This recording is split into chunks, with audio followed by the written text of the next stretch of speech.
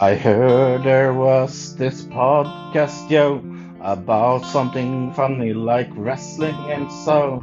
And you really care about wrestling, don't you?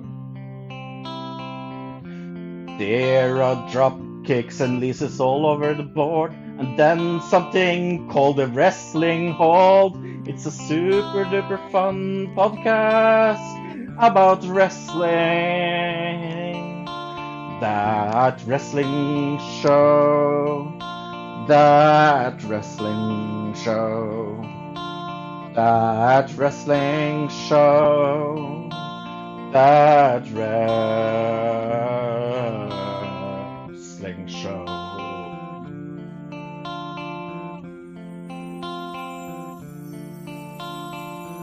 Well, Fro and Bill and maybe a guest or two is here to hold your hand and guide you through a podcast about wrestling.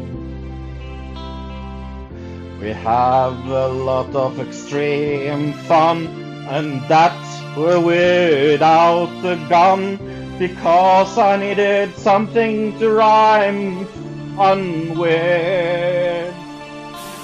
That wrestling show, that wrestling show, that wrestling show, that wrestling show.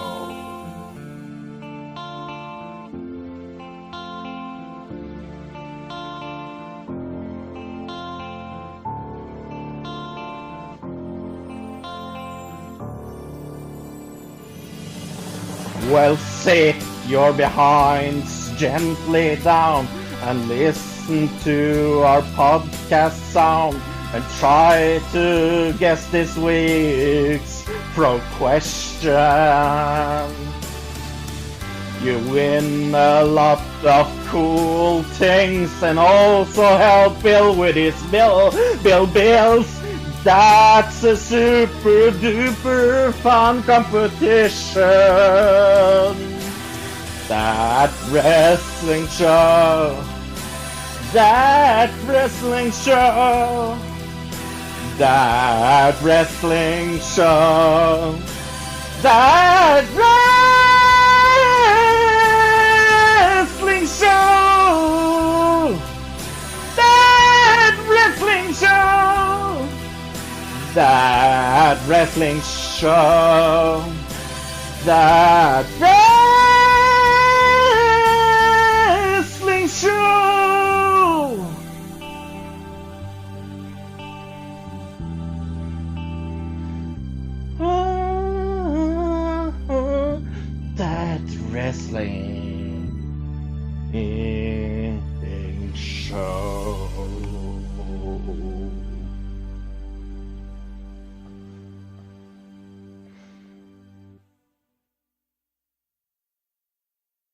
Hello, everybody, and welcome to That Wrestling Show, the only podcast where all pro wrestling matters. And joining me again, back from his vacation, because, well, we all need a vacation, is Mr. Fro. Yes, a mental vacation. Oh, it's so good to be home. 2.5 weeks in a mental hospital is enough. Yeah. I mean, get a vacation wherever you can. That's how I look at it. I know. I mean, it's not the worst vacation. I mean, I don't know if I don't think I'm giving you an exclusive a little insight to things that's going on a mental institution. Do you know that I maybe told you this before, but I was a smoker before. Yeah, I think you've told me. I was a smoker for at least 28 years, and no, I smoked from I was 16 to I was 32. I want to say. Right. But when I am there, up there at the mental institution, yeah, I will admit it. I smoke because it's so like the only thing you do there is talk to your doctor, eat, sleep, talk to your doctor, eat, sleep, talk to your doctor, repeat. We should make that a shirt. Yeah. Like no one owns that T-shirt, right? Eat, sleep, talk, no. repeat. Yeah, no. I have to get on that one. Yeah. So anyway, this week I'm going to review the Elimination Chamber pay-per-view. Yeah, because guess what? Who has not seen it because he hasn't been home before. Right. I was full disclosure, I was going to watch it today so I could talk about it with Bill tomorrow, but we're not recording on a Friday. Right, because my doctor canceled my appointment, which I didn't even know, so... Yeah, so thank you, doctor. Yeah, but the good thing is you don't have to deal with my nephews tomorrow, so... Even though they like you. Just remember that. I like them as well. I like them as reminding of wearing condoms. Yeah. Even though the oldest one thinks you live in France. Yes. France and Norway is totally the same. Well, you know. Also, we're going to get into... Have I ever shown you a picture of my living room wallpaper? Can't say that you have. Okay, this is funny that he believes I live in France. I will now take a picture. While Fro does that, we're also going to talk about the WWE Hall of Fame, the first inductees announced, and Bill's going to go on a rant this week. That was you. And a brand new. I sent it to someone else. That's going to be so confused why I sent a picture of my wall. They're going to be like, what the fuck? Alright, let's take a look at it. Oh, yeah, okay, yeah. Right. I have the Eiffel Tower. It's actually pretty nice. I have the Eiffel Tower in my apartment. Literally. I like that. I'll have to show them that tomorrow. So that's funny that he believes I live in France. Probably because your name is France. And I have the Eiffel Tower. Like I said. Yeah, but it's funny when I have the Eiffel Tower here in my living room. Convenient. Yeah, convenient. It is. Yes. Now, before we get started, Fro, I want to bring up a story that I brought up last week on the show when I did the show by myself. I'm gonna by yourself. I'm gonna take a wild guess. You have not had a chance to listen to last week's show. I have, actually. Oh, you have? Okay, so then you probably know the story about the eagle. Yes, I did. Well, I do have an update, and I'm going to be honest with everyone. I am not the biggest wildlife person in the world, and what I mean by that is I don't go out of my way all the time to watch the most interesting, like to watch animal stuff. But, like me watching a camera of a giraffe today. Yeah. Yeah. And safari. Yeah. So, for those who missed the story last week, right here in D.C., not too far from where I am, there's a female eagle by the name of Liberty who has basically been sitting on her nest because her partner, Justice, a male eagle, actually I'm going to turn the volume off, Justice has been missing. And the thought is that this other male eagle had a fight with Justice. Oh my god. And you should never fight Justice. You would think that. No. See what I did there? Yeah, I did. Mm-hmm. And he's trying to move in on Liberty. Well, since last week's episode, folks, it has gotten a lot more entertaining. because a second male eagle is trying to hit up on Liberty. Oh my God. But the first male eagle has stopped the second male eagle. So he's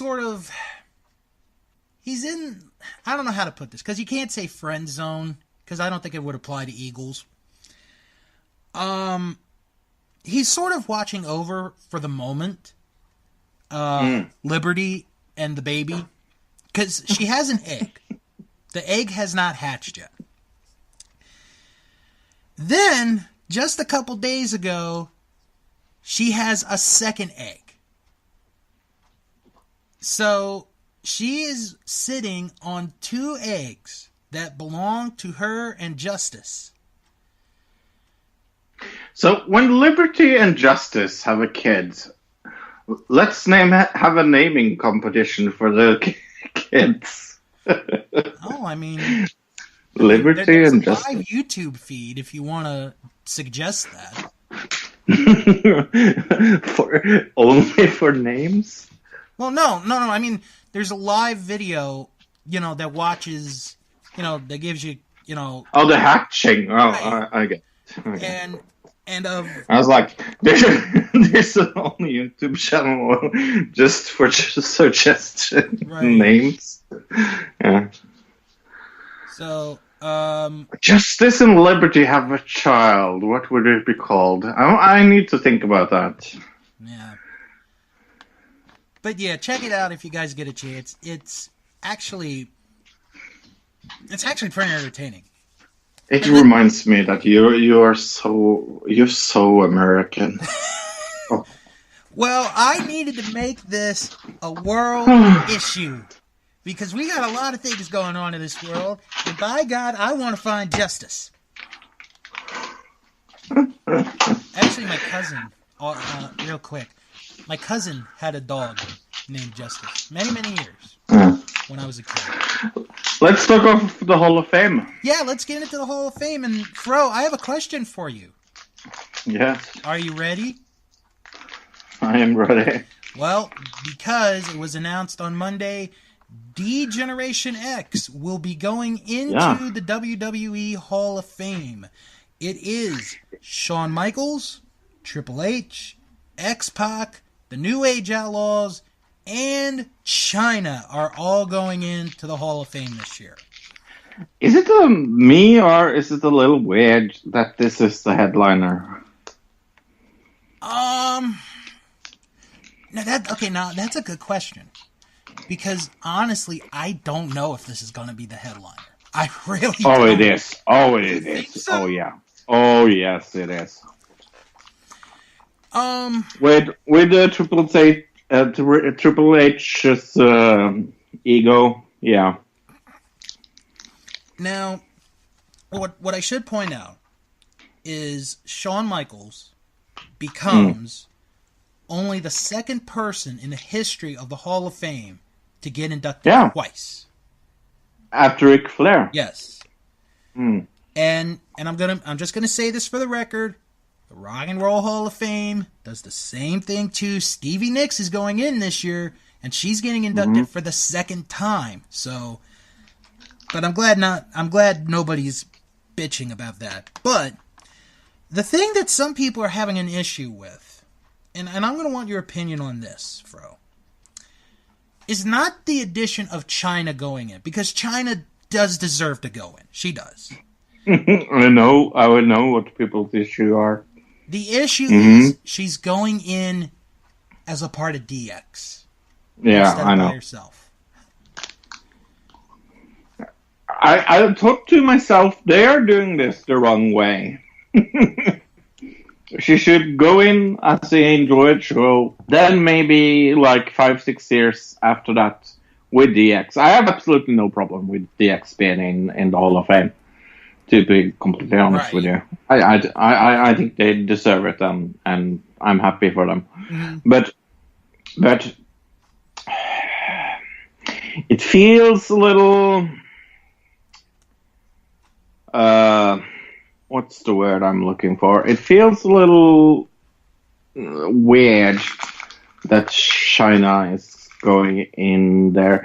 But here's a crazy idea. What if they induct her with the DX and they also make her the woman inductee? There's a possibility. Oh. Mm-hmm. I mean, they wouldn't surprise me. That would be cool, though. I think, and to be honest, I understand where people are coming from, but, you know, a lot of people have been wanting China to get in for years. Mm-hmm. And, you know, for the most part, I think she has a legitimate case to get in. Mm-hmm. Now she's in. And people are like, oh, why couldn't she go in by herself? Can you please be happy she's in? Yeah. Well, I can understand the complaint because that's what I thought the first time I heard it. To a degree, yeah. I understand, but still, you know, it's not like, I mean, geez, can we have a few weeks and then discuss it? I know. But no, I me personally think it's more weird that a faction is the first inductee to the Hall of Fame. That means I am going to put down $1 million, some $1 million, because that's not worth anything. But it hears like it hears like it's a lot of money. Mm-hmm. Down on Undertaker not going in this year. Yeah, well, there have been some reports as of late that Undertaker is done with WWE. Like he's stepped away from WWE and is doing his own thing. Yeah. But yeah, no, this is totally the headliner. Do I agree that this is the headliner? No, but I mean, it's ego. It's a ego introduction, and I don't really mind it. It's just weird that this is the headliner of the Hall of Fame. Yeah. It feels a little anticlimactic. But, you know, like I said, at least China is getting in. Yeah. So now we don't ever have to hear people talking about, oh, why isn't China in? Why is it China? She's in. It's it. Yeah, and then we have two other guys that's in there that people are also discussing. Hottie to Shotty. Right. Mm-hmm. So just have to wait and see. No, I'm okay with this. Yeah. It's just like it's just a little like I'm not sure that it was smart to start with the faction, and if this is the headliner, I'm very, very worried for what to come. I'm thinking this is going to be a shit year. If this is the headline of the year. Well, let's see what we get over the next several weeks. Because and per tradition, the week before WrestleMania, you and we do our annual Hall of Fame preview. We go over each aspect, each group or individual that gets inducted, what we think of it, what grade we give the whole class, and what we think will happen. So, but you agree with me that it's a little weird that they start with a faction? Absolutely. Yeah. And the other thing is, and this is just one more thing that I want to add up. You intentionally, and I'm talking about WWE, you intentionally moved NXT TakeOver from Saturday night to Friday night Yeah, to have room for this. Right, to have this on Saturday night going opposite the Ring of Honor show in Madison Square Garden. I know. And your main event is DX. Yeah. Yeah, I know what I will be watching. Well, by default, I am going to be in Madison Square Garden, so... Yeah. So, yeah. No, but it's just I'm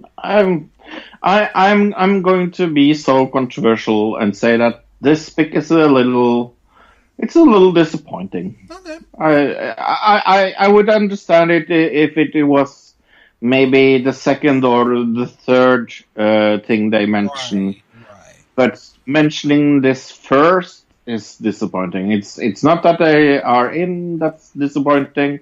It's that they are the first in the Duck Day of the year and also the headliner. Yeah.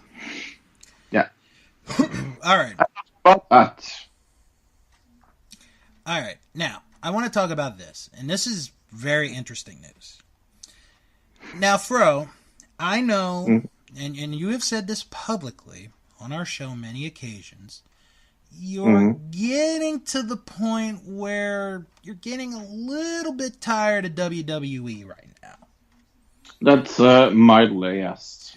And I know you're into Impact Wrestling. Yes. What if I said to you, good sir, that you could watch over the next 5 months 50 live wrestling events on your computer? Okay. 50 events over a 5-month period, and they're all live, by the way. Okay. Well, on Twitch? Not on Twitch, but Independent Wrestling. Because... IndependentWrestling.tv. Okay. Has made an announcement earlier this week that they, and this is pretty big. This is honestly big to me. Starting this weekend, they are going to live broadcast 50 shows over the next 5 months. And we're talking about different promotions from not only all over the country, but all over the world as well. And, and it also includes WrestleMania weekend, where they're going to be live streaming 6 shows. Wow. On WrestleMania weekend. And how much is this? Is this free or? Well, it's not free, but if you get the yearly package, you only pay $100 a year. Okay. If you get the monthly package, it's about $9.99 a month. I have the yearly. I have the yearly package, so I don't have to pay until like the end of the year. But you're gonna get. It's definitely something it's something I am really going to think about. But you get Chikara Wrestling, you get Beyond Wrestling, you get Nova Pro, Freelance, and you get all these different stars: Nick Gage, Masato Tanaka, Eric Cannon, Scarlett Bordeaux, who's on Impact, as a lot of us know. You're getting a lot of great wrestlers. I mean, this is quite an announcement, and I think this is quite a challenge, but I think it's one that these guys are definitely ready for. But are we going to talk about Chris Hemsworth? Oh yeah, brother. So this is weird news. Yeah. So this sort of came out of the blue. Absolutely, totally out of the blue. Really, it was. Yeah. So apparently, we're going to get a Hulk Hogan movie. Yeah. And Chris Hemsworth is going to be Hulk Hogan. I don't see it. Is that okay? I'm still trying to figure it out. I don't see any resemblance between those two people whatsoever. The makeup department will be having a lot to do, I think. Yeah. Because there's absolutely, like, when they announced this, I was like, Chris Hemsworth? Really? So he's going to go from one Marvel character to another Marvel character. No, I'm just kidding. But yeah, it's a like I don't mind. I don't mind it. It's just like I'm skeptical to I see some screenshots of Right. him looking as Hulk Hogan. I don't see any resemblance between them when they were young. Like they don't look alike at all. Yeah. Like, okay, now Eric Bischoff and Hulk Hogan are executive producers of the movie. Yeah. Yeah. And it is directed by Todd Phillips. Now, he did the Hangover movies. Yeah, he did. So, this is going to be... yeah, at least it will be interesting. I will give them that. And it's going to Netflix. It's not going to be in movie theaters. It's going right to which I think is good, because if it went to the theaters, it would have bombed at the box office. Yes. But no, this is nice. And what was it's coming this year? I would think so. I have not. I haven't heard anything else. I think I read it. It's coming this year or next year. I'm not quite sure, but it seemed like they were quite done with the production or the pre-production, I should say. That's going to be very interesting to see how that goes. Now, speaking of movies, the Page movie, Fighting with My Family, hits theaters today. I have absolutely no interest in watching this movie. I know! No, none. And it's like... You know what? I'm not sure if I got paid to watch it, I would. Well... Like, yeah. Can I tell you its rating on Rotten Tomato right now? Okay, let me guess. Okay, I'll let you guess. It's under 50%. 23%. You are way off. Oh. 93%. Whoa, shit. Yep. Wow. And what's the With how many reviews? How many reviews? That's a good question. 94% with 2 reviews, and both of them are the sister and the brother of Paige. 74 reviews counted. Wow. Okay. Wow. Now, what's the other one? Betametric? Is that the other one? Yeah. You mean Metacritic? Metacritic. That's it. I'm gonna check that one out too, just to see. And I check IMDb as well. Okay, yeah, I'll do that in a minute. 97? That's 93. 93. 93. Wow. Let me. Oh, no. Hold on. Wow. That's amazing. Let's see. Because it looked so incredibly bad. Oh, I know, right? The trailer looked like the most generic wrestling movie you can ever see, and The Rock is in it for 2 seconds. It looks like he's in it for more than 2 seconds, the way they've been showing the clips. Let me see if it has a score in Metacritic. It has a score of 70. 70, okay. Okay, now I'm going to check IMDb. Oh, man, I hope my friend doesn't ask me to go see this movie. Yeah, no, I really don't want to see it. I don't want to go see this. With all due respect to Paige. Okay. It has a current rating of 7.8 out of 10. Wow. On IMDb. I'm really. I thought this would be a totally flop with the critics.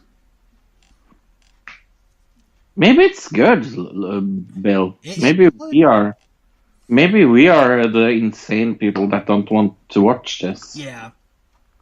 Well, let's wait and see what we get in the upcoming weeks. If we get good news, from the box office, yeah, if it ends up being like the #1 movie in America, and I mean, I'm not holding my breath on that, but I don't know if I talked about this, but I watched Aquaman. Have you seen Aquaman? I have not yet. No, don't. But DC Comics, like I've liked one DC comic maybe in my entire life, and that was Wonder Woman. Wonder Woman was amazing. I really, really liked Wonder Woman. Other than that, you can go and kiss my ass. Batman vs Superman is one of the most atrocious, boring messes I have ever seen. Suicide Squad made me think of suicide, and they're. I think that bird agrees with you. Sorry? That bird agrees with you. Yes. But there's a lot of shit movies from DC Comics, and I was having an open mind when I went to see it, because I watched I illegally downloaded it. Arg. And I was thinking to myself, if I watched this in the cinema, I would actually walk out. It was that bad. Yeah. Wow. Yep. Right. So don't. The point was, don't always trust the box office people. Yeah. One other piece of news, and then we're going to get into Elimination Chamber. Okay. If you've been watching Raw this year, no. Oh, you meant in general. In general, okay. Yeah. In general, yes. This year, you may have noticed JoJo is not ring announcing. Oh, and I thought that was pretty official. Well, Meltzer reported that she's no longer on television. I mean, there's no other reason. Isn't she totally done? I don't know. I really don't know. I have a feeling we talked about this. This is no surprise. I don't know. Well, to be honest, I don't miss her. And I'm not trying to be mean. to be honest, who does? Well, probably Bray Wyatt, but, No, but in all seriousness, at least we know that she's, it's confirmed she's no longer on the TV, so. Okay, so now we're going to talk about the Elimination Chamber event, which took place on Sunday. And what we're going to do, because Fro has not seen the show yet. No, other than I know the results of one match, because I was so curious that I asked Luke about it. Right.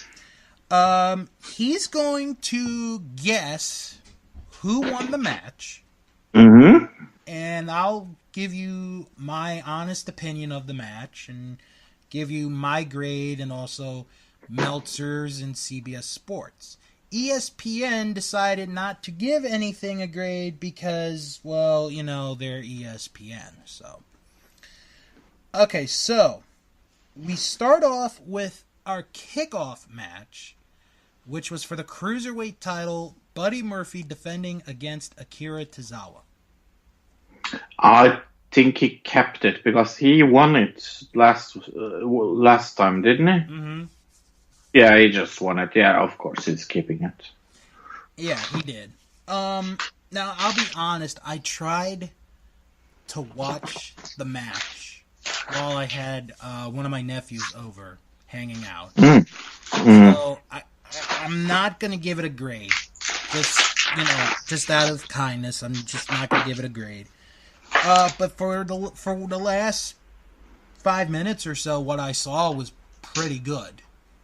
Okay. Meltzer gave this match 4 stars. Wow. And CBS gave it a B. Okay. So now we go to the first match of the pay-per-view. It's so sad that still the Cruiserweight is on the pre-show. It's so sad. Mm-hmm. Like, oh. Yeah. So we started the pay-per-view. Oh, we completely forgot about... Well, we can mention it during this match.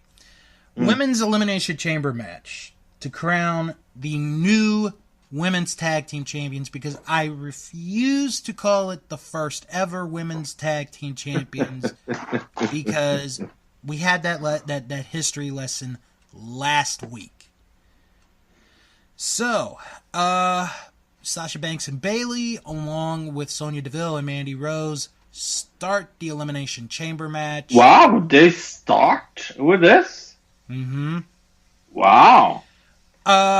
We go through the time limit period. The next team that comes out is Liv Morgan and Sarah Logan. So they go at it for a little bit. And then the next team that comes out is Billie Kay and Peyton Royce. Peyton Royce dyed her hair light brown for this occasion. And she looks fantastic. So, still no eliminations. And then the 5th team comes out. It is Naomi and Carmella. And this is where we have to mention this, Fro. Okay. Corey Graves' wife, over the weekend, put it out on Instagram that Corey Graves cheated on her with Carmella.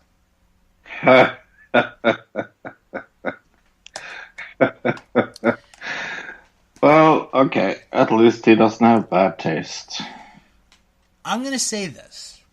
And to go off match for a moment or two. I understand how upset Corey Graves' wife is.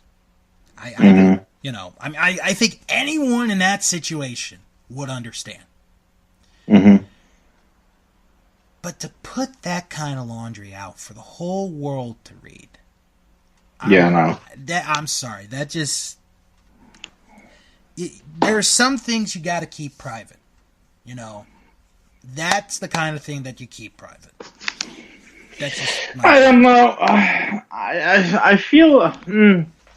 I feel kind of split because I think it's good that she did it because, I mean, people that cheat doesn't really deserve better. I think people that cheat should have their sex organ cut off and thrown in a blender. Wow. That's my personal opinion about that. Oh, jeez. Yeah. So during this time, Naomi ends up getting pinned. So she and Carmella are the first team eliminated. Oh, I'm so surprised that they went out first. Said absolutely nobody. Yeah. Especially with what Naomi was involved with last week with Jimmy Uso. Which we will talk about in a little bit. I've heard about this. Yeah. So the final team comes out. It is Nia Jax and Tamina. So the Iconics have this idea of, okay, how about we all just team up, go up against them? As soon as they come out, they go hide in one of the pods. So, it's funny heel tactics. So eventually... I like the Iconics. Oh, they're so good. I'm gonna say something, and it's probably gonna upset Captain Marvelous. They're a better version of Lay Cool. There, I said it. They are a better version of Lay Cool. I totally agree with you. And I know how much Captain Marvelous loves Lay Cool. And they were good. But the Iconics do it just a little bit better. No, the Iconics is underrated. So eventually Tamina and Nia beat them up. Iconics get eliminated. So we're down to 4 teams. So then after a little bit, Liv Morgan and Sarah Logan get eliminated, which surprised a lot of people. I was surprised too, because I thought they would be at the end. I really did. So then, Banks, Bayley, Rose, and DeVille, they start double teaming Tamina and Nia. Nia she basically gets thrown into one of the pods. She's taken out of the match. And they work on Tamina, and Nia and Tamina are eliminated.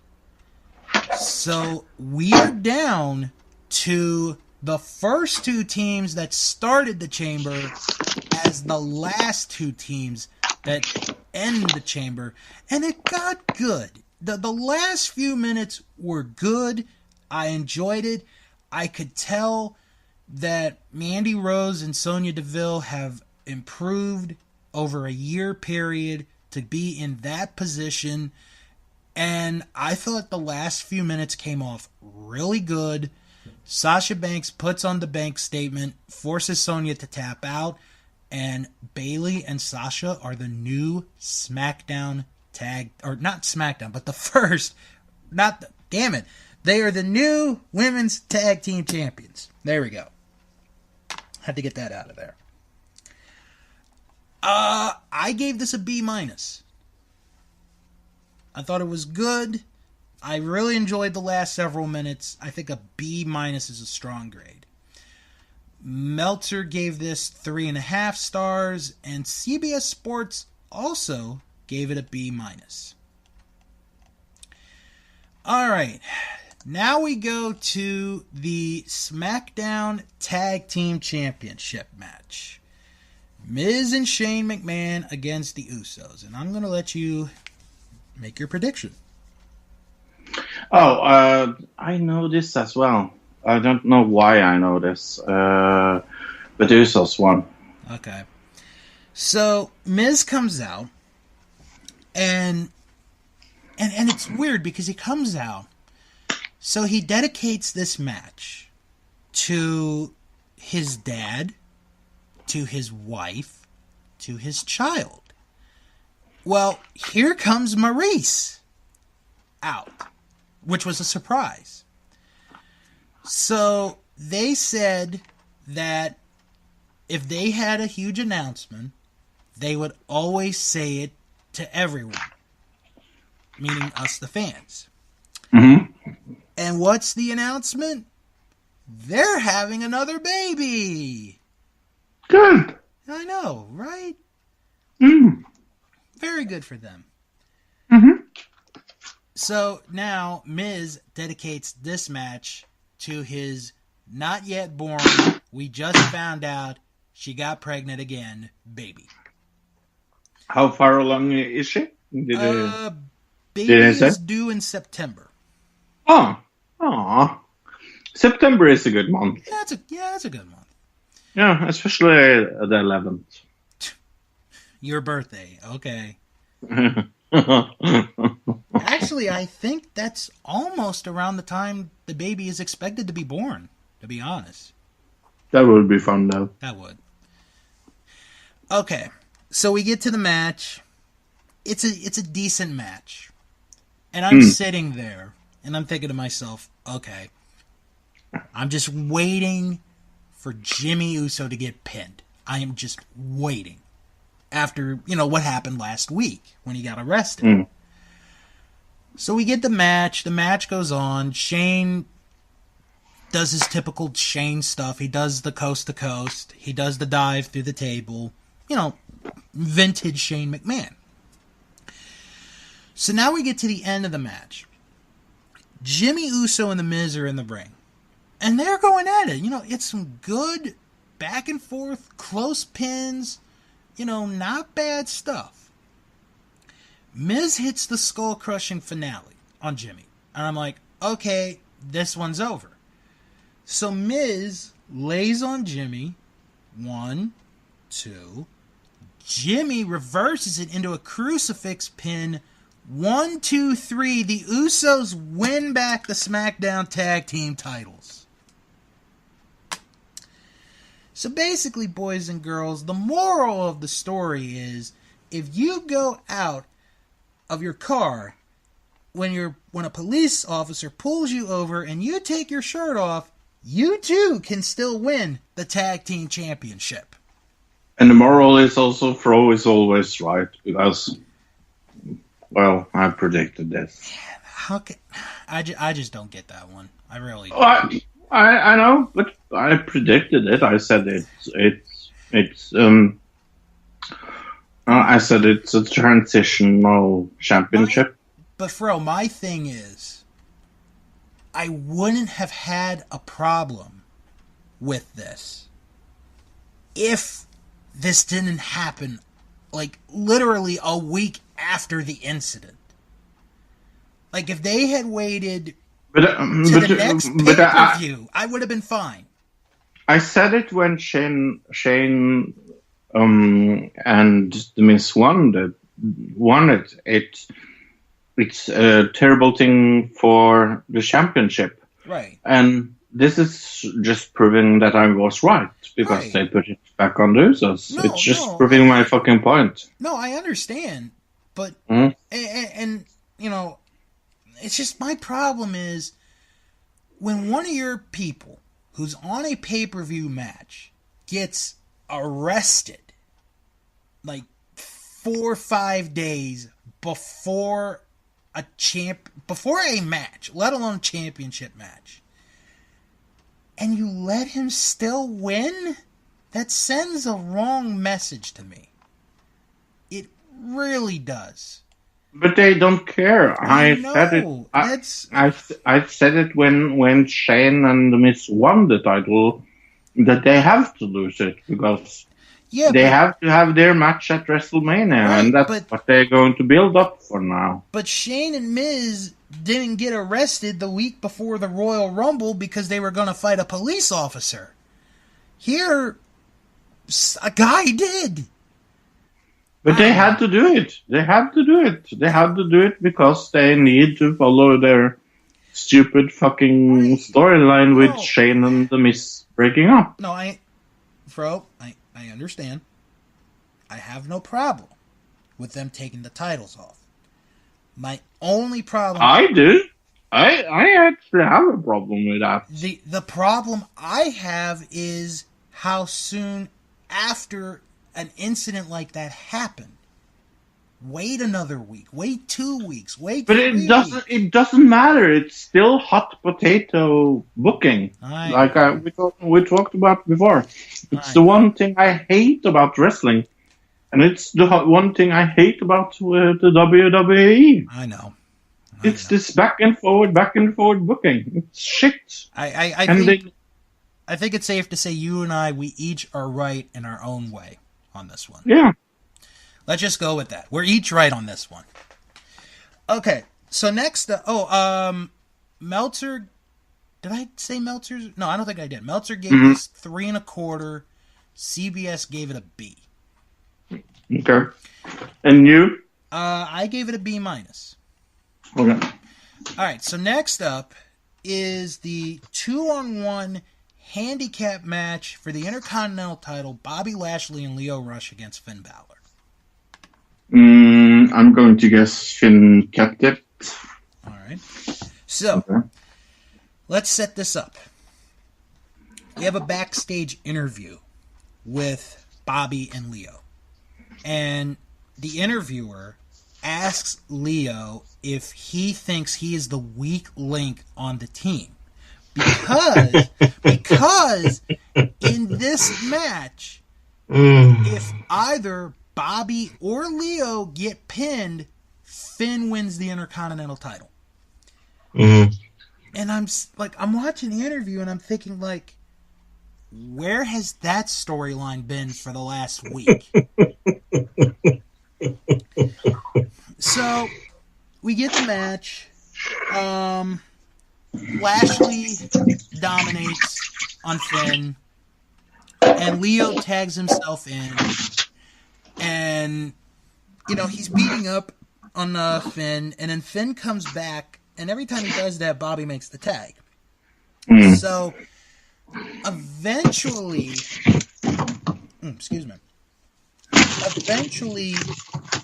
Finn catches Leo, and he does his aerial moves. He takes both men out. He brings Leo back in the ring. He does the drop kick into the corner. He hits the coup de grace. 1, 2, 3. Finn Balor is the new Intercontinental Champion.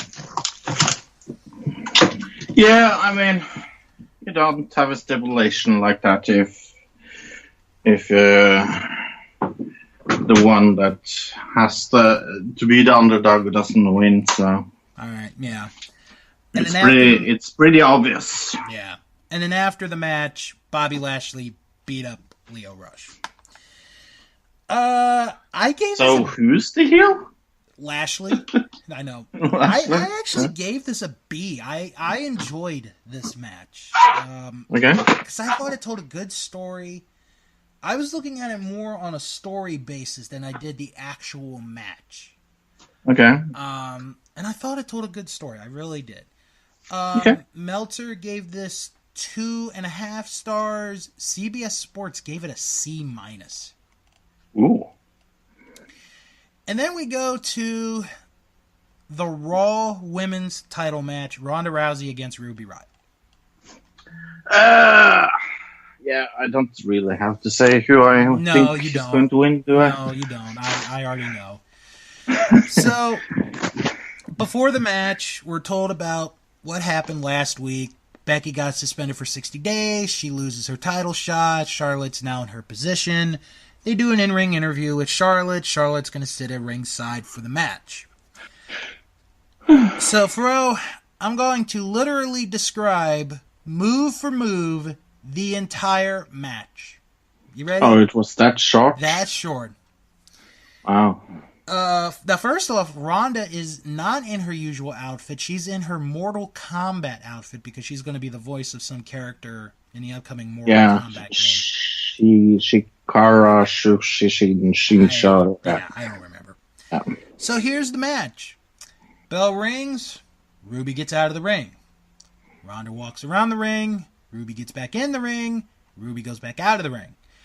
Ronda walks around. Ruby gets back into the ring. Ronda hits her with Piper's Pit and then gets her in an armbar submission. Ronda wins via tap out. What a shock. I felt so bad for Ruby. I felt so bad for her. Here's Ruby, one of your more talented female wrestlers on the roster, hands down. And she basically gets Goldberged. Yeah, I know. Basically. I gave this a D+, and that's being very nice. That is being very nice. Wow. Meltzer did not give this a grade at all. He didn't rate the match. CBS Sports gave it a D+. However, after the match is where it got a bajillion times better. And I think for me, this, if it wasn't for the main event, this could have been what saves this pay-per-view. Charlotte gets in the ring. She and Ronda are having a confrontation, face to face. Here comes Becky Lynch through the crowd on crutches. Because the night before, Charlotte beat her up on her bad knee. Security guards are not stopping Becky whatsoever. No one is stopping Becky Lynch. It is amazing, Fro. It is hilariously amazing. She gets in the ring, and she starts beating the crap out of Charlotte with her crutch. I mean, she's beating the crap out of Charlotte, and this crowd is going nuts. So, after she's done, She then gives the other crutch to Ronda. She's like, okay, Ronda, go ahead. Go for it. Go after Charlotte. As soon as Ronda's about to hit her, Becky hits Ronda from behind, and she starts beating the crap out of her. And at one point, one of the shots that Becky had with the crutch hits Ronda on the side of the head, and Ronda is busted open hard way.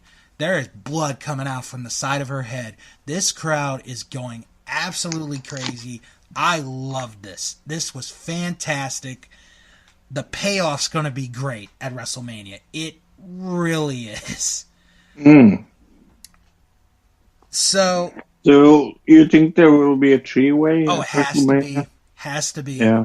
If there isn't, I would be surprised. Who wins? I'm gonna go Becky. I'm gonna go Becky.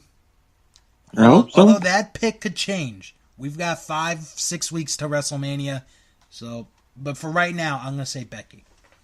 I hope so. So now we go to our next match, which was a no disqualification match: Braun Strowman against Baron Corbin. And this literally puts the word no in no disqualification. As in, no, I did not want to see this. Yeah. It's your typical, it's Braun and Baron. I hate to say that. Because you and I, we love Braun. We think he's great. Yeah. I just didn't like this. I mean, I understood the stipulation and what was going to happen. Whose fault was it? Whoever was in charge of the booking on that one, because... Yeah, but the match itself, I mean, why didn't it flip? I don't know. It just didn't come off well, because Drew McIntyre gets involved. And then Bobby Lashley gets involved. So they're making it the clusterfuck. Yeah. And then they do the Shield power bomb through 2 tables on the Braun, and Baron gets the win. Yeah, no. I gave this a C. I don't know why I did, but I just did. Meltzer gave this 1 star, and CBS Sports gave it a D+. Now, before we get to the main event, Lacey Evans, remember her? Mm-hmm. She came out, and she's paying homage to the Killer Bees because she's wearing yellow and black. All she does is she walks down the aisle and then walks back up. That was it. Do you know what? That reminds me. I don't know. Killer Bee. Maybe it was that. How surprised were you talking 2 sentences about the Masked Singer? About LaToya Jackson. Let's get into that real quick. I was very surprised about the Lion being eliminated. Yeah, me too. Very surprised. I was so shocked, and I was so shocked it was LaToya Jackson. No, she was the alien. Yeah, LaToya was the alien. Rumor Willis was the Lion. Yes. Sorry. Because in my mind, I'm like, before the show, I'm like, okay, Lions in the finals, Peacock's in the finals, who's the third? You know, that was my thinking. And then when they said Lion got eliminated, I was like, whoa. Yeah. And then Rabbit also got eliminated, which wasn't that much of a surprise. I hate to say that. And who was the Rabbit, everybody? Joey Fatone. That was not much of a surprise. No. But, no. I really, really thought the Lion would win. I think Monster's going to win it. Yeah. I really do. Yeah. Because I think I figured out who Peacock is. Yeah. and I think I figured out who the bee is. The monster I have not figured out yet. No, I have no clue who the monster is. The peacock is Clay Aiken. Yeah. After We last totally night, agree. it confirmed. He is the peacock. Mm-hmm. The bee is either Gladys Knight or Patti LaBelle. Yeah. One of those two. Yep. The monster, I have no idea who he is. No idea at all. Not a clue.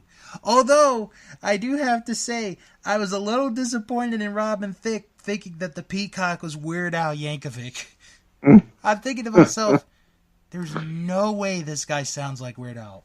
There are certain singers in all of music, when you hear their voice, you know who it is. The peacock is not Weird Al. I'm sorry.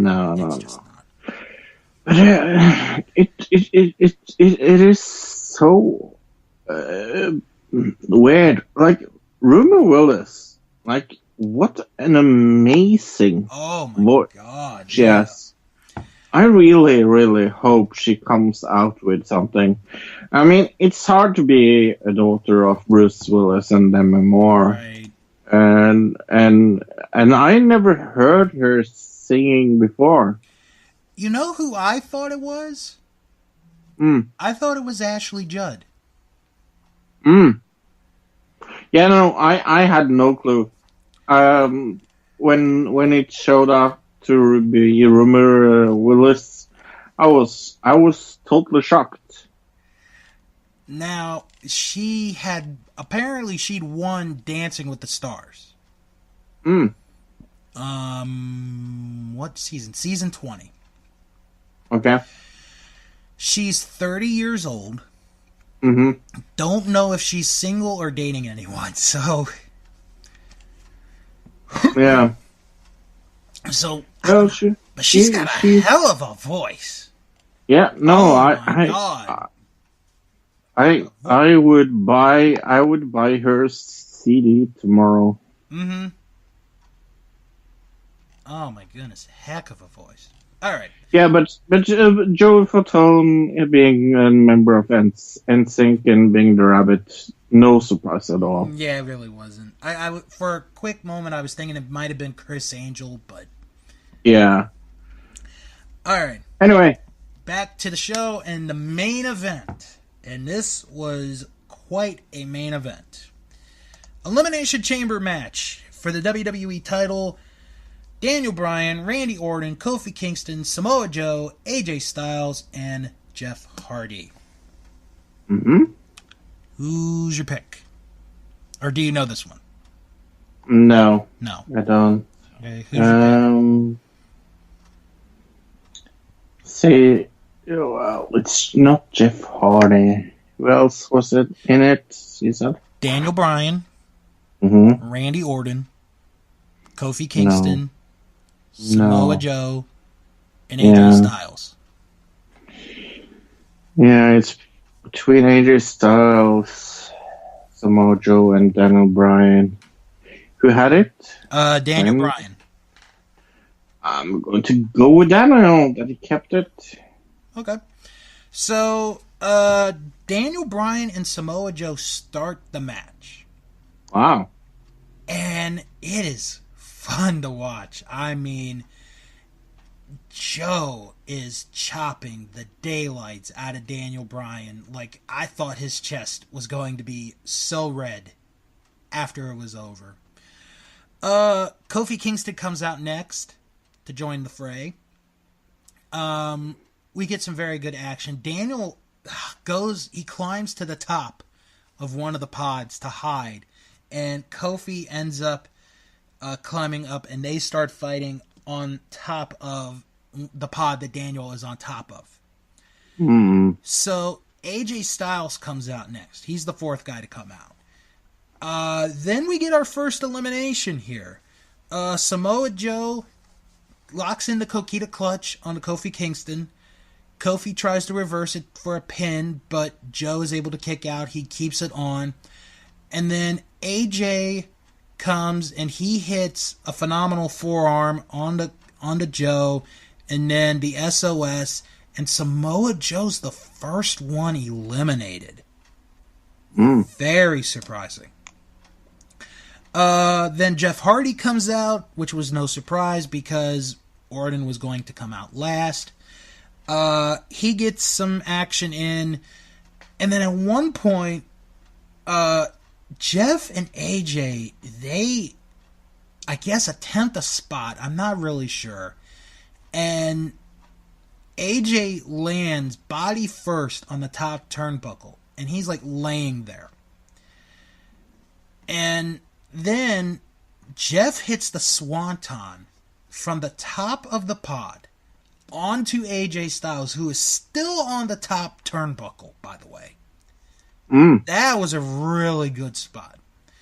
And then Daniel Bryan hits the running knee, and Jeff Hardy is out. Wow. So Randy Orton comes out last, so we're already at our final four. AJ attempts a phenomenal forearm, but Randy catches him mid-air, hits him with an RKO. 1, 2, 3. AJ Styles is eliminated. So now we're down to Daniel, Kofi, and Randy. So Randy goes after Kofi for a little bit, and then Kofi hits Trouble in Paradise, and Randy is eliminated. So we are down to Daniel Bryan and Kofi Kingston, and we get 10 of the best minutes of just pure action and storytelling we have had on WWE television in a long time. Oops. Oh, thank you. Some music, yes. I know. Right. What a cue. No. These guys go at it. They go back and forth. They're each hitting their finishing moves. And they can't get the other guy down. This crowd is into this. This crowd is into the match. I mean, you're actually believing Kofi Kingston could win the WWE title. He made it believable. He hits SOS. He hits Trouble in Paradise. And Daniel kicks out. Daniel hits the running knee. He locks in the LeBell lock. Kofi gets out of it. And it's like, oh my God, Kofi's going to do it. Kofi's going to win the title. So then they go back to the top of the pod. And oh my God, this was so brutal. Because Kofi takes Daniel and he hits his head on the plexiglass about 3-4 times. Daniel comes back and he hits Kofi's head on the plexiglass 3-4 times. And it's so good, but it's so barbaric at the same time. And then Daniel attempts for a superplex from the top of the pod, which if he hits it, it's over. It's definitely over. Kofi is able to reverse it. He gets out of it. He knocks Daniel off the top of the pod to go to the top. Kofi then has this moment of, I could jump from the top, go for a big splash. If I hit it, I could probably win, or I could come back down. The crowd is just on their feet. They're it's like, you gotta do it. This is your chance. This is your chance. Kofi goes for the dive, misses, and it's a great looking dive. And Daniel Bryan, on the third attempt of the running knee, he hits it for the third time, pins Kofi Kingston to stay the WWE champion. That last 10 plus minutes is some of the best storytelling I have seen on WWE. And I'm not talking about NXT. I'm talking WWE in a long, long time. And Kofi got a standing ovation, well deserved, after the match. Hell of a main event. Loved this. I gave this an A-. Wow. Meltzer gave this 4.5 stars, and CBS Sports gave it an A. So you would say go out of your way to just watch this 10 last minutes? I would say watch the 2 chamber matches. But I would say the men's is probably the better of the 2, only because of when it gets to Daniel and Kofi. Because when it gets down to those 2, it is absolutely amazing. Cool. Absolutely amazing. All right. What did everyone think of this pay-per-view? Well, our friends on our Facebook group, they actually gave it a pretty positive review. Most people gave this a B, and a couple people gave it a C. And I'm going to agree with the B group. I thought for the most part it was a good show. There were a couple hiccups here and there, but I think the 2 chamber matches pretty much evens out tremendously the hiccups. So I'm going to give it a B. Favorite match from this event? Most people went with the men's chamber match. And then we have a 3-way tie between Lashley and Rush against Balor. The women's title match, I'm going to have to talk to Steve about that. And the women's elimination chamber match. I am going to go with the men's chamber match. That was my favorite match of the show. Hands down. And least favorite match of the show. Most people went with Baron Corbin and Braun Strowman. Not a surprise. One person went with the women's chamber match. One went with the pre-show match. You know what? I know I gave the Raw title match a lower grade, but I gotta agree with the no DQ match. That match sucked. Really? Okay, now normally this would be where we would end the show, but Fro, I gotta go on a rant. All right? Okay. Because we go to Raw the next night. We're in Lafayette, Louisiana. All right?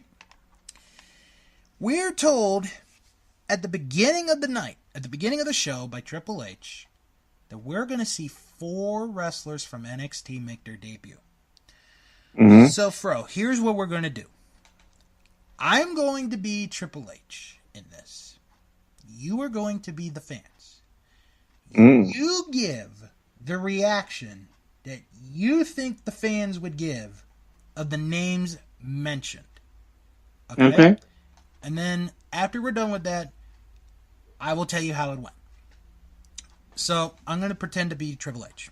I got to get in.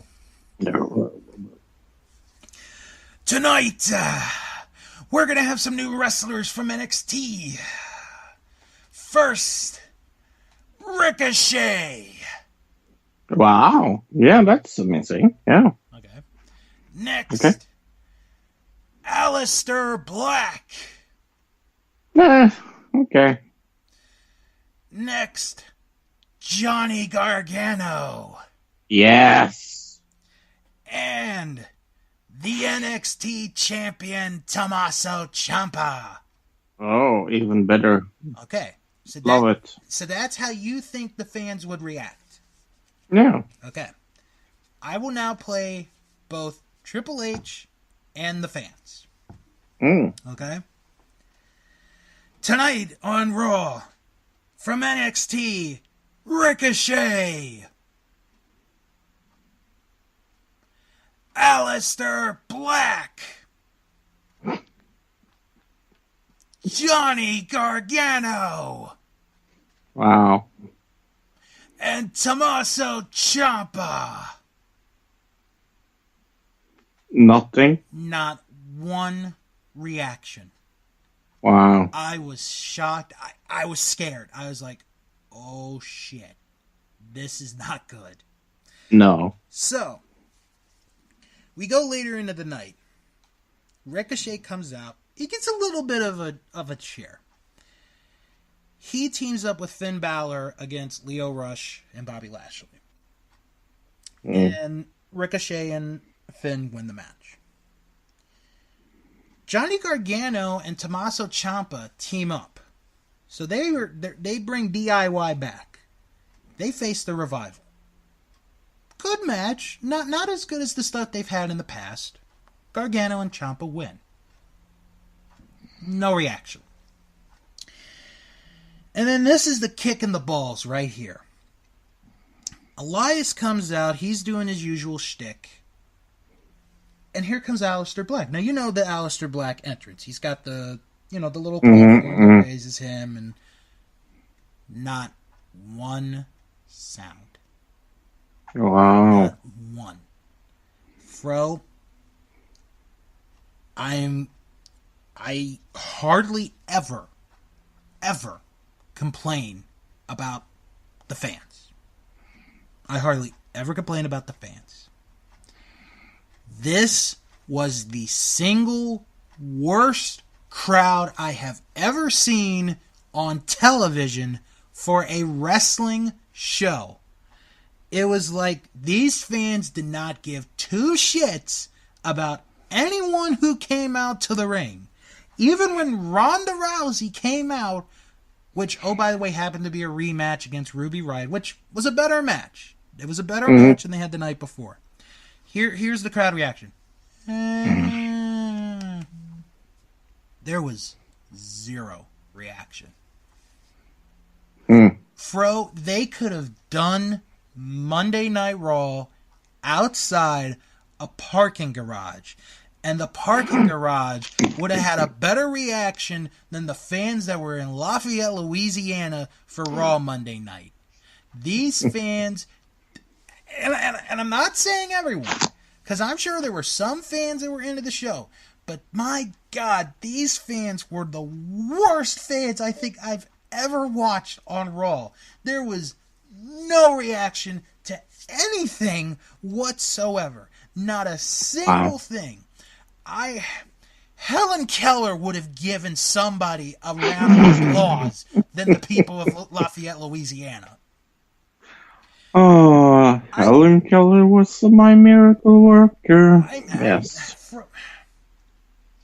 Fro, my nephews, the four of them, could have given these guys a bigger reaction than the people of Lafayette, Louisiana. Yeah, that's saying something. I was so disappointed. I mean, like I said, if there are people who live in Lafayette that listen to this show, I'm not directing it to you in general, but your people suck. Don't ever give this group, this fan base, another Raw ever again. Don't even give them a SmackDown. Give them a live house show, because that's what they deserved after that. And if I was Vince McMahon, I would have been pissed. I would have been like, why aren't they reacting? Why aren't they cheering? It was as if why aren't they using the money? Why aren't they? It was like watching a funeral for 3 hours. And the sad thing is that 3 out of 4 of them I actually really like. Yeah. And then here's the kicker. The Raw coming up this week is in Atlanta. And Atlanta, their fan base is a love-hate relationship. There are some times where they're a very good crowd, and there are some times where that crowd sucks. So, Atlanta, you better get your game on this Monday night and make me a happy man watching Raw Monday night, because the people in Lafayette put me in a depression. Oh my God. Fro, it would have driven you crazy. It really would have. Alright, on that note, let's start wrapping it up for this week. If you guys have any questions or comments, I know I haven't plugged the email in a long time, but I'm thinking of bringing it back. If you guys have any questions or comments, send an email, wrestlingman@thatwrestlingshow.com. and right away, and I will read your email on the show. You can follow the show on Twitter at WrestlingShow11. You could join our Facebook group. It is That Wrestling Show Fan Group. Just type that in the search bar, and you are right there. And if you can't find it, it's okay. I put the link in the description box, and you are right there. Check out the website, thatwrestlingshow.com, and visit. Hold on there, Fro. I'm coming to you. And check out my Patreon page, patreon.com/Bill's World of Podcast. I'm just tired. I know. We're almost done. Yeah. Fro, what did you guys discuss this week on Another Digital Citizen? We predict the Oscars and the Razzies. Oh, the Razzies. Ooh. Yes. I think Happy Time Murder is going to sweep the Razzies. Do you know what? I am the only one that I know in the entire world that actually liked that movie. You poor man. I will pay for your therapy. You see it? No, I didn't. Oh, I didn't have any interest whatsoever. No, I know. I've heard people like, "Oh, you are such a fucking moron." Yeah, have you seen it? No. I saw the trailers. That's all I needed to see. Yeah, you know what? I also saw the trailers, and I thought to myself, "Bloody fucking hell! I will never watch this movie." Then I was a little bored, and I downloaded legal. I'm not saying it's a classic, Right? Sorry? I don't think anyone would. No, but I like it more than how awful everybody says it is. Yeah. Okay. Academy Awards should be very interesting. I will say that. I have no idea. You can listen to mine and Luke's predictions of that on Another Digital Citizen this week. I'm gonna say A Star Is Born wins Best Picture. That's my prediction. Okay, you have to listen to the show to find out what we predict. All right. Let's plug some other podcasts that I like.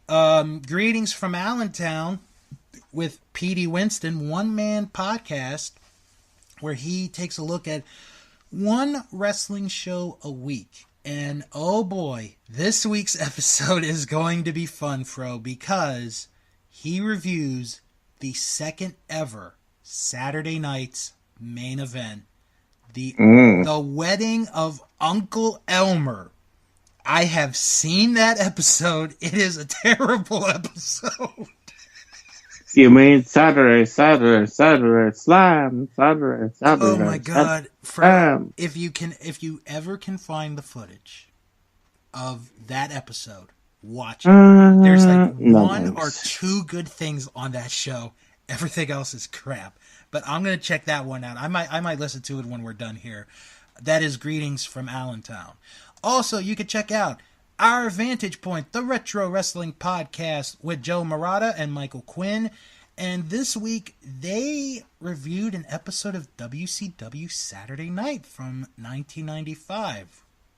You have to check that one out. Also, the Wrestling Podcast About Nothing with former independent wrestling referee Mike Crockett and Ring of Honor star Brian Malonis. This week, they talk about wrestling politics. And Cinematic Triple Threat, the movie podcast where one man takes three movies, puts them in a triple threat match, and decides what is the better movie. Now, this episode came out last week, but I do want to plug this one again. This is a triple threat of romantic comedy movies. Okay, give me the three ones. Okay.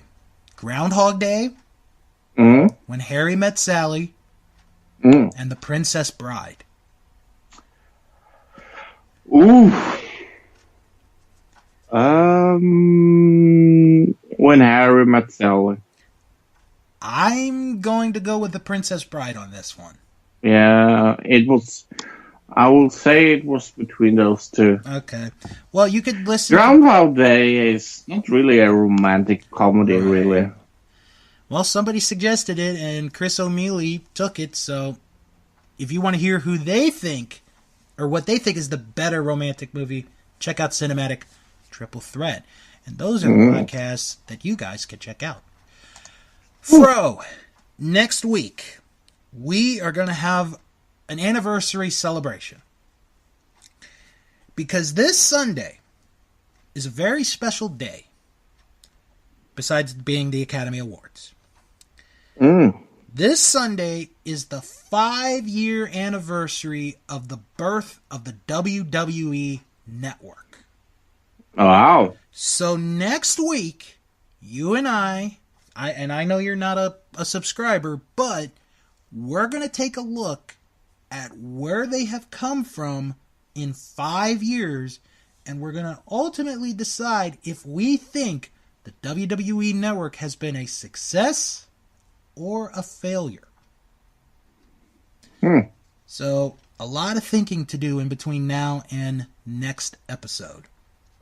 Definitely. Yes. We're going to actually end the show with a brand new segment this week. This is actually an old segment that I used to do a long time ago, but I'm bringing it back. I commentate a wrestling match that one of our loyal listeners makes on his video game system. So, going to do that this week, and also going to do it next week, so you guys will check out at least those two. So, until then, everybody have a good, safe weekend. Have fun watching the Oscars. I'm going to try to. I'm probably going to record it and watch it on Monday, so... I will probably sleep, yeah. Yeah. So until then, come back next week for another episode of That Wrestling Show, the only podcast where all pro wrestling matters. And as always... Sweden sucks. Wrestle on? Wrestle on?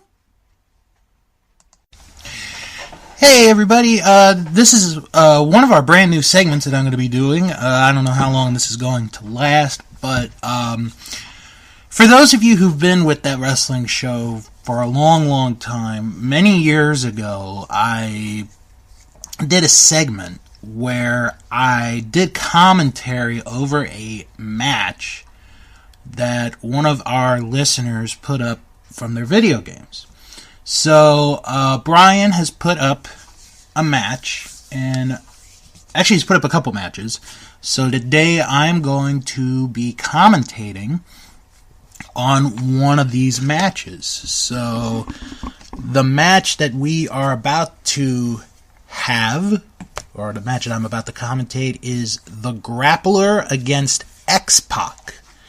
That is the match, so you guys can go along with the commentary as you're watching the videos. So, without any further ado, and by the way, I have not seen this video before, so I have no idea what's going to happen. Let's get right to the match. Alright, we are in Stuttgart, Germany. And making his way towards the ring is the Grappler. Grappler wearing his white mask, black jacket, white towel over him. Seems to be a mixed reaction. Grappler's going to be in for a very interesting fight tonight, as he's taking on X-Pac.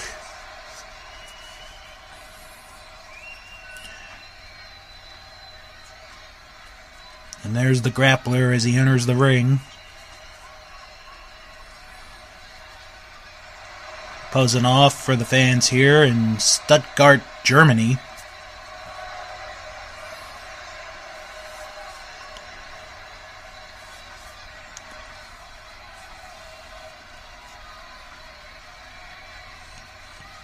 And we await his opponent.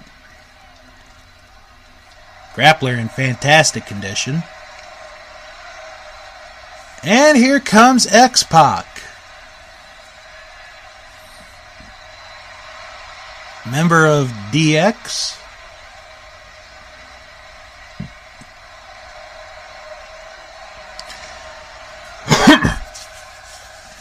As the fans are showing their support. Here for Legends of Wrestling.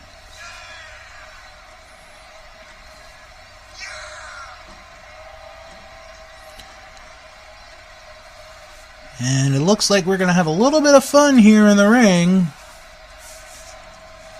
In just a minute, X-Pac has entered the ring. Wearing his blue bandana, got his sunglasses on in the moment. I would more than imagine that those glasses are going to be coming off shortly.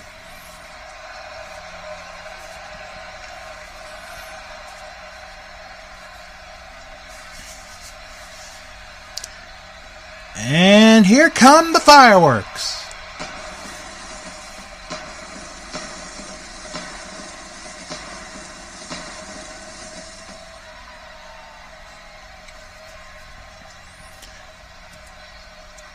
There's a look at the grappler, and there's a look at X-Pac.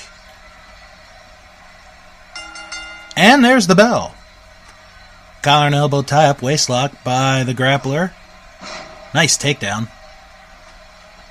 Got him in a version of a side headlock. Now they're both back up on their feet. Front chancery here. Into a nice snap suplex by the grappler. Oh, and a kick right to the side of the face.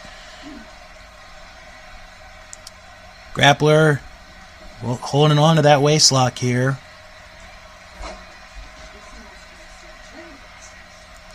Grappler picks him up. Trying for a body slam, but X-Pac blocks it. Gives him a knee to the midsection. And there's a nice Hurricane Rana. And now he's got him into a side armbar. Well, not a side. He's got him in an armbar. Almost a side armbar. Grappler gets out of there. Grappler sends X-Pac into the ropes. Stops him. Gets him in a waistlock. Into a nice release German suplex. Grappler wasting a little bit of time here. Kicks X-Pac down. And now he's got his face working here. Got him in a rear chin lock. Takes him down again. Grappler picks him up. Gets him in a fireman's carry position. Let's see what he does here. Oh, and he drops him right over the top rope. Now he's got him in a version of a death lock. Not quite a figure four, but he's working on the knee there. And X-Pac able to punch right out of it. There's a right hand. X-Pac with a reversal. Ooh, and a nice kick. And X-Pac now going to work on the leg of the grappler. X-Pac starting to make a series of offensive moves here, but he's wasted too much time not going after the grappler. Now he picks him up in a fireman's carry position. Let's see what he does here. And he drops the grappler face first onto that top turnbuckle. He's got him set up. Oh, I thought he was going to go for the Bronco Buster, but did not do that. Oh, but the grappler gets him with a sunset flip. But X-Pac takes it down with a nice arm drag there. There's a series of chops. X-Pac with a clubbing right hand. Ooh, reverse DDT there. X-Pac on the outside. He's going all the way to the top rope. Grappler prone. Oh, and he went for a moonsault, but he missed. The grappler moved out of the way. The grappler gets him with the right hand. And there's a belly-to-back suplex on the part of the grappler. Kicking away here. Ooh, and X-Pac with a back elbow. Ooh, missed that forearm. Did X-Pac. Grappler picking him up now. Clothesline, a short clothesline by the grappler. But X-Pac with a right hand into the midsection. X-Pac sends grappler into the corner. X-Pac climbing to the second turnbuckle. Tornado DDT there by X-Pac. Now he's picking the grappler back up. And he sends him back into the corner once more. There's a kick. And he's got him set up. He's going to go for the Bronco Buster. And he hits it. X-Pac with a Bronco Buster on the grappler. Kicking away. X-Pac picks up the grappler, but the grappler reverses it into another short arm clothesline. Our first pin attempt of the match does not hook the leg, and the grappler only gets a 2 count. Grappler dragging X-Pac in the ring. Oh, and he gets him with a knee right to the side of the head. And now the grappler, oh, he gets kicked off by X-Pac. X-Pac now climbing all the way to the second rope. He's talking to the fans more than he is with the grappler. That could be a mistake. X-Pac, snapmare takeover on the grappler. Oh, and he drops him with an elbow. X-Pac kicks him. X-Factor! He got him with the X-Factor. This could be it. And for some reason, the match has been paused. The match has been paused. We need to get our wireless controller connected again. Come on, what are you doing, Brian? You need to get disconnected. I'm going to be like this until you get this match back. Oh, look at this. Oh, now we're back. He's got a pin. Oh, and the grappler with a long rest from X-Pac not going for the pin and the hesitation of the computer or the PlayStation gets only a 2 count. Now X-Pac. Oh, corkscrew moonsault by X-Pac. Grappler. Oh, he reverses it. Oh, he got him with that reverse DDT. Now he goes for a pin. There's 2, and that's all he could get is 2. Grappler wasting time here. Should be going right on X-Pac. Oh, he kicks him right on the arm. Grappler. Oh, Fisherman suplex buster. He may have him, but he does not decide to go for the pin. Gives him a right hand. Back suplex. Grappler picking X-Pac up again. Oh, look at that. Nice fireman takedown by X-Pac. Picks the grappler up. Right hand. Oh, and another right hand by X-Pac. Oh, he's got him in a Cobra Clutch. He's got him in a Cobra Clutch. Right in the middle of the ring. Oh, but grappler able to get out of it. And there's a clothesline by the grappler. And X-Pac with a right hand. And he hits the X-Factor again. Second time the X-Factor got hit in the match. And is that going to do it? 2. No! Oh, he got him with the X-Factor for the second time and it couldn't put him away. X-Pac now going to the top rope. Hits a flying elbow drop on the grappler. He picks him up. Let's see what he does here. He sends grappler into the corner. Ooh, and a back elbow. Grappler with a reversal sends X-Pac into the corner. He's got X-Pac set up here. He's got him in a tree of woe. Oh, but X-Pac with a headbutt. Able to get out of the tree. Oh, and the grappler with a clothesline again. He goes for the pin. There's 1, 2, and it's all he could get is 2 again. Kick there by the grappler. He picks X-Pac right back up. Snapmare takeover. Drags him down. Now he's got him into an armbar. X-Pac with a reversal. But now the grappler with a hammerlock there. X-Pac able to get out of it. Grappler. Oh! Snapmare suplex. Right onto X-Pac. And now it's the grappler on the second rope. Oh, he went for a big dive and he missed. X-Pac up again. Right hand. A shot to the back. He's going for the Cobra Clutch again. He's got it on him. Right in the middle of the ring. Is the grappler going to be able to escape this time? He's right in the middle. The referee is checking. And he does not give up again. That is amazing. Look at this crucifix slam by the grappler. And X-Pac rolls onto the apron. Grappler. Let's see what he tries to do here. Oh! He catches X-Pac in the midsection with a shoulder, and they're now both on the outside of the ring. Referee starting a 10 count.